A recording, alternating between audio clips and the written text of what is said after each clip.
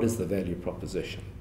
And I think there a lot of people, again, make the wrong assumptions. So typically when you look at our financial statements, you have a look at our fixed asset base and you make this tangible asset value to intangible asset value calculation. And based on what you read, you come to an assumption of whether this is a good company or not so good company. We have a very low level of tangible fixed assets. But those assets, you have to consider how they've been valued over time. So if you go back 19 years, we bought 2 private companies that have operated for that length of time. And those companies, typically in private company state, with low-priced equipment, were typically writing it off. So our subsidiary companies that we acquired in the first 10 years of their life, instead of taking a 1,500 Rand router and capitalizing it and then amortizing it on a useful life basis over 5, 10, 15, 20 years over its useful life, they were just expensing it straight to the income statement, which means you don't capitalize the value.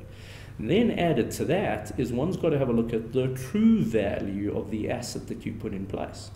Now, if you look at a company like Dark Fiber Africa, and you say, let's go and value their network. Now, their network consists of ultimately putting, or their value proposition consists of putting fiber in the ground, digging up pavements, putting fiber in the ground. Now, it's public knowledge that the fiber component, the actual physical infrastructure, is 10% of the overall cost of putting in the service. Now, if you look at our environment, it's the same thing.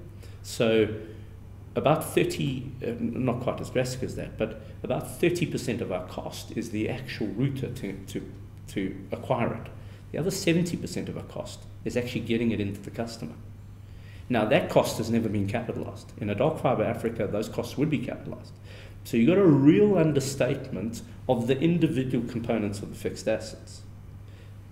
Added to that, you cannot look at our fixed assets in isolation. So it would never be worth anyone's while to actually, it would never be worthwhile for any party to actually go and try to take our fixed assets out for their individual value. But at an aggregated value level, that network's enormous. So we could take, we've got 6,000 clients with 32,000 pieces of equipment fully installed over 19 years. We could literally hand that, and I put it in inverted commas, we could hand that network over. It has a value without a single service going through it at that point in time. So without a single telephone call being generated, that network has a value to somebody else who can take a SIM card and put it into our equipment. So we've got a tangible asset value that is undervalued, certainly from management's perspective. But you have that good old thing called international financial reporting standards.